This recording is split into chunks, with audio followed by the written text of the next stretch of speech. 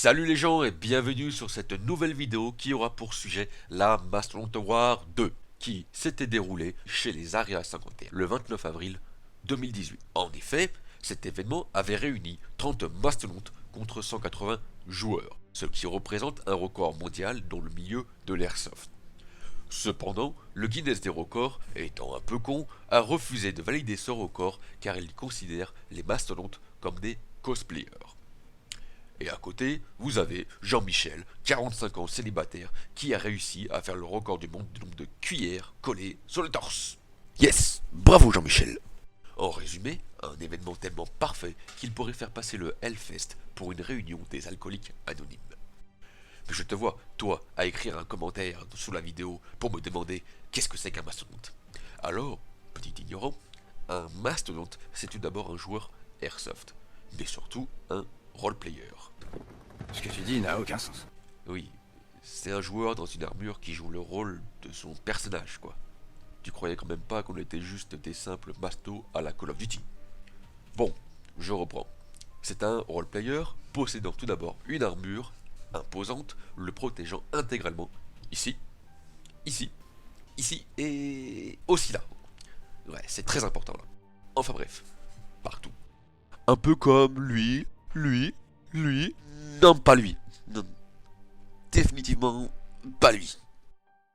Ce dernier ne peut être éliminé comme un joueur ordinaire en se faisant tirer dessus. Ouais frère, en fait ce que tu dis c'est qu'un masto c'est un Highlander quoi.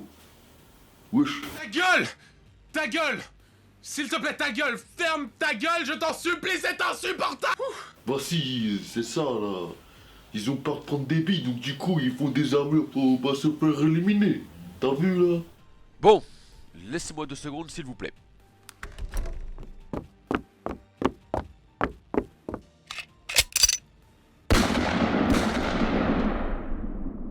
Bordel de cul que ça fait du bien. Pour faire simple, pour éliminer un mastodonte, vous avez plusieurs façons qui peuvent diverger selon le scénario. Mais en règle générale, un mastodonte peut se faire sortir de façon suivante. La première solution est de tirer sur son point faible, le plus souvent représenté par une plaque de métal, une cible électronique ou même une clochette de vélo. La deuxième possibilité est d'utiliser un explosif factice, comme une grenade à main, une 40 mm ou une clé mort. La troisième façon est d'y aller au corps à corps en utilisant une arme de GN ou même un saucisson juste un bridou.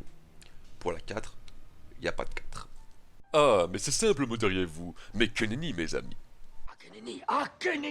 Car un masto est aussi lourdement équipé qu'il est protégé. Et afin de faire courir vos petites fesses rebondies, nous sommes en général équipés de grosses batteuses. Non, pas celle-là. Celle-là. Le tout équipé d'artifices en tout genre. Cependant, il existe aussi des mastodontes uniquement équipés d'armes de corps à corps. Et parfois tu peux croiser même un petit gogol équipé d'un lance-flamme. Voilà, lui. Et comme le dirait si bien l'oncle Benz, Ne l'oublie pas, un grand pouvoir implique de grandes responsabilités. il est donc très important pour nous de ne pas trop abuser de notre équipement. En effet, nous sommes surtout des roleplayers avant tout, qui avons surtout pour but de faire avancer le scénario et de vous offrir de la joie, de la peur, des fous rires, du plaisir et parfois de la douleur.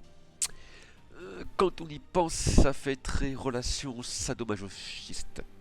Pour la faire court, nous sommes soumis à bien plus de règles de comportement que de simples joueurs, et nous avons même une charte très précise à respecter pour garder notre statut de mastodonte de France.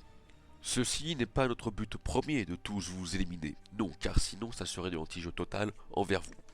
Le plus souvent, nous sommes là pour nettoyer une zone de jeu stagnante, repousser des joueurs sur une zone bien distincte, assister une escouade dans une action précise, faire avancer le scénario ou bien juste vous botter le cul si les orgas sont un peu sadiques.